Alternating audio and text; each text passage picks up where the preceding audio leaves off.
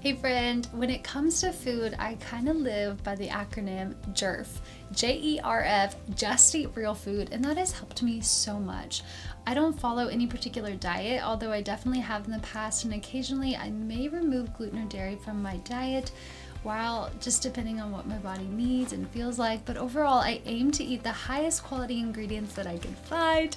And I do believe that organic is best because it's non-GMO and it isn't sprayed with harmful toxic pesticides like Roundup, for example. And in the past, I really struggled to let myself feel free with food. I grew up eating what a lot of us growing up in the 90s and early 2000s ate. Lots of soda and fast food from McDonald's, Chick-fil-A, Sonic. We had many 7-Eleven Slurpee runs and frozen meals for dinner in our house, and I ate all the snacks and all the sweets, all the sugar, all the things that you eat as a kid. But near the end of high school, my family started making little shifts in our health. The first one being that we just started making more of our meals at home and dinners at home. And not even that we were trying necessarily to be super healthy. It was just more from a form of like, hey, it's cheaper to eat at home kind of thing.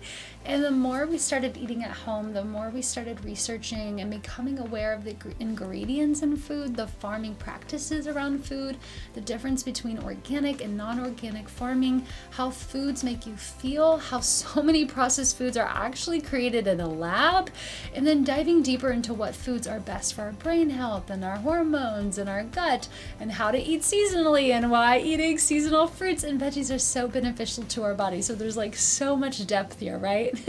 But our holistic health journey as a family really started with my mom being a research warrior. So you go, Mom.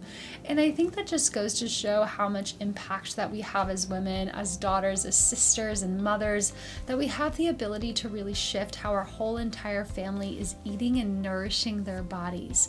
So speaking of nourishment, a lot really shifted for me around food when I stopped eating to look a certain way and started eating to nourish my body, my brain, my gut, my hormones, and so on.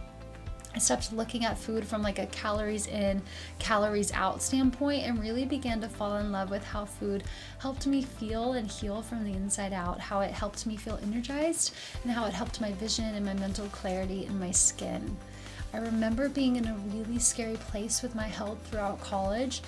And at the time, I was really struggling with painful cystic acne and gut issues, which I believed that the gut issues caused the acne.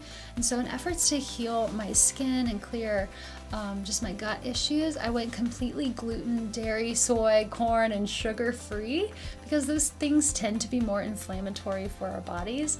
But after 3 years of cutting these foods out, I actually felt so much worse. I developed a really triggering fear of food, and I felt so panicked every time I ate and started developing these really intense stomach pains with every single meal. It got to a point where I would be in so much pain and discomfort after eating that it just felt easier and safer not to eat, which can be a really scary place, right? So after a while of doing that, I just decided that I was going to completely shift gears and eat high quality real whole foods, even if they had gluten or dairy in them. And instead of micro focusing on the food side of things, I just shift gears entirely and I worked on my sleep and stress. I worked on learning how to process my emotions in a healthy way and learned how to breathe and meditate and release stress. And that's when things really started to shift for me. I'm a big believer that it's not only about what you eat, but that how and why are just as important. And I think that can be really helpful of a thing to reframe because it's easy to become obsessed with the what are we eating? And I find it freeing that food can be just joyful and fun and nourishing.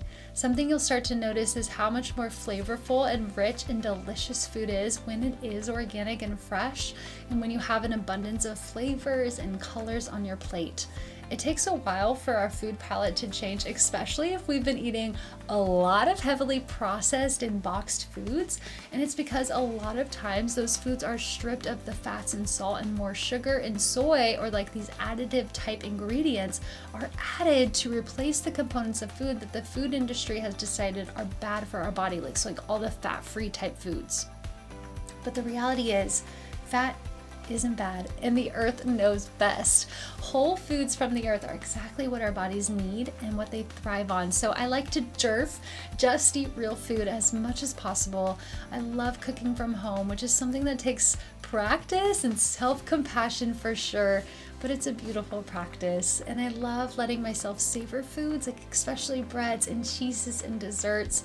And I'll also be looking for the highest quality ingredient that I can find. So you'll never catch me eating a Kraft cheese single, but you will find me eating a deliciously aged cheddar on top of my organic rosemary crackers. So we like to romanticize our life around here, and I hope you feel inspired to do the same, even if just in a small and simple way to start.